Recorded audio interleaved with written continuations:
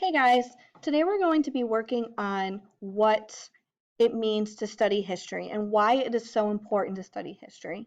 One of the most important questions or most frequent questions that I get as a social studies teacher is, what's the point? Why do we have to study this? It happened so long ago.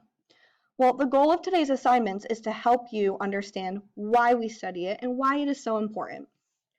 So just like in any other day, I'm on the social studies homepage. We're going to go and hit the enter here button.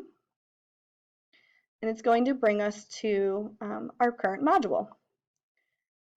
Give it a second. It is very slow today. Okay. So we're in week 1, 817 and 821. Yesterday, we already completed our personal history through geography assignment. If you have not already turned that in before watching this video, please make sure that you do so as that is due today. And there are directions about how to turn it in on the assignment. But today we're going to have two separate assignments.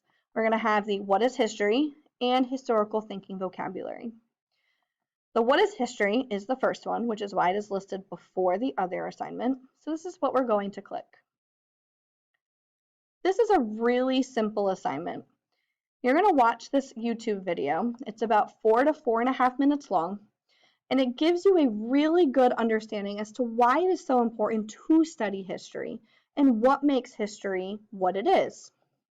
Then you're going to have a discussion using a discussion board on Canvas with your classmates.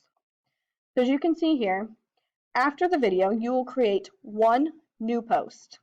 In that post, you will discuss why you think we study history. Why is it important to study history? After posting, if we were in class, we would share our thoughts during live instruction, but we're not in class today.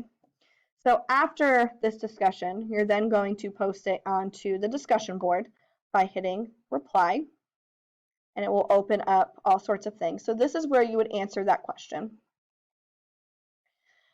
After you answer or reply to the video and answer the questions, okay, it will then load everybody else's responses. Your next step would be to read everybody else's responses and then comment on 2 other students' posts. To comment means that you're reacting to their posts with agreement or disagreement, as well as adding some more of your own thoughts. You'll have about 5 minutes to read the other posts and then to react and comment on them.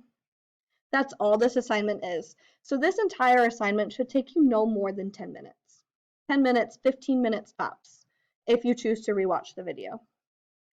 After you finish this assignment, there is a second assignment for the day.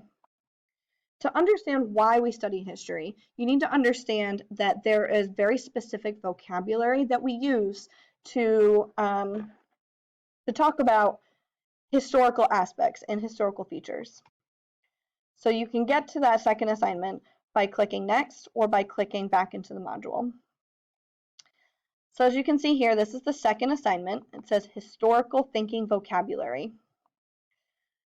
The directions read, this is a Google Cloud assignment. So once you open it, it will make a copy automatically for you. So you don't have to worry about making a copy. A word's meaning changes based on the context. All the words you see below should be put into a historical context or setting when developing your own definition. Follow the directions given on the chart, complete your own work, and submit. So if you were to scroll down, all of these words you have probably seen before. Argument, audience, author. These are all words that have very similar meanings. However, those meanings change based on what subject you're talking about. An argument in history is different than, say, an argument in language arts or in science. Same for audience, same for author, as well as some of these other words. So your first task is to look at the word and come up with your own definition. What do you think that word means? What do you know that word to mean? There's no right or wrong answer here. Just make sure you try and keep it in the context of social studies. After you record your definitions for, I think there are 10 words, okay, you are then going to come over to the second column,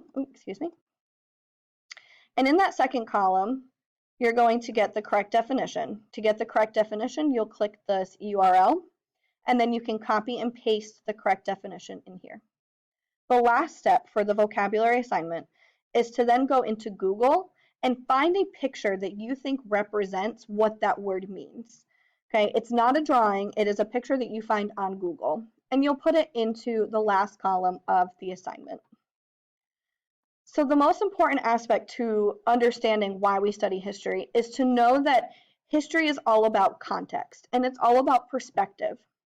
So if we take certain aspects of social studies and history out of what we are studying, it doesn't necessarily fall into history anymore.